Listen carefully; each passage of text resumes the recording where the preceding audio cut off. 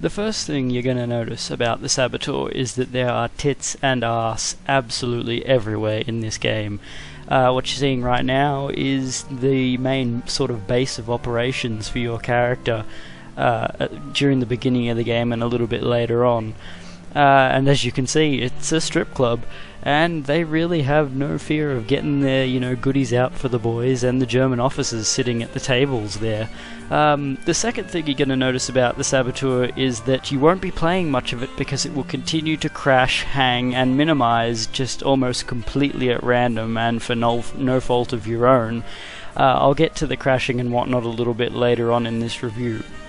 Now, if you hadn't been able to tell just by looking at the length of this review, it's a bit shorter than my usual one. There is a reason for that, simply because the game crashed and shit itself so much that I only played it for about 2 hours while recording footage, and then gave up and decided I'd work with the 16 minutes I had already recorded, and that evolved into this.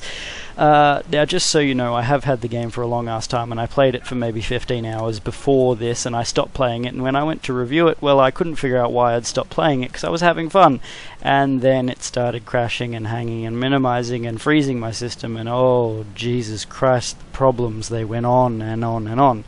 Anyway, the story of the Saboteur is you're an Irish race driver named Sean Devlin, who's very typically Irish in that he likes to fight anything that even looks like a person, including trees, and also speaks, whatnot, and really just swears like a sailor and says things that don't make any sense because that's what the Irish do.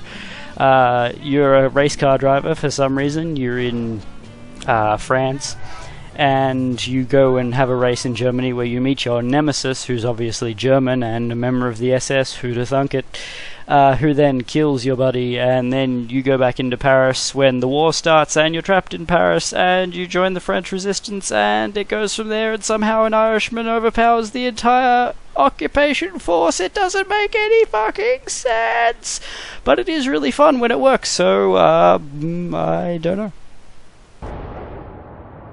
You aren't worth a fucking air biscuit. So let's get to the juicy, meaty part of the review, all the stuff that you really want to know rather than me speaking in a really high-pitched voice. First of all, graphics. The game looks just fine. It has really no defining features other than the interesting visual progress meter, I suppose you could call it, based around the city. Now, a Nazi-occupied area, like the one that's on screen right now, comes up in black and white at all times, appears to be at night time, and will constantly rain, have thunder and lightning and such, and just be a really depressing place. Whereas a liberated area of the city or the countryside appears in really bright, vibrant colours. Everyone seems happier, nobody's, dreary and everything, and they all, speak, and women flirt with you for some reason.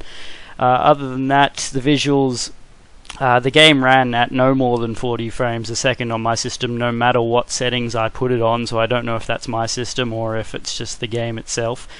In terms of sound, all the guns sound pretty weak, to be quite honest. Rifles sound okay, but other than that, it really doesn't feel like you're firing a weapon, and there doesn't appear to be really any recoil on them at all. It is actually quite disappointing to fire guns in this game.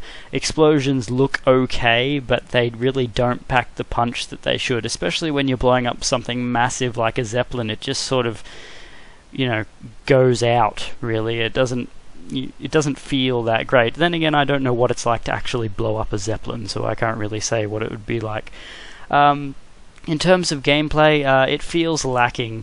It's just, the gunplay is pretty weak, and given the story missions where you'll be doing a lot of forceful stuff, you'll be doing a lot of shooting, and it just doesn't work that well, especially because your character can absorb bullets like there's no tomorrow.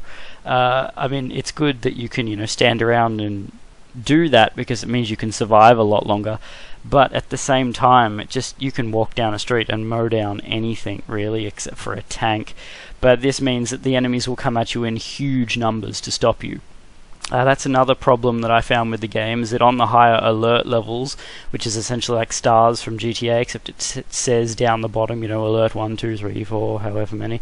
On the higher levels, it becomes nearly impossible to escape, simply because there are so many enemies coming after you at once, and they spawn on almost every street corner. There are hiding places you can go to escape if you're out of sight, but they're few and far between and extremely difficult to find and then get to.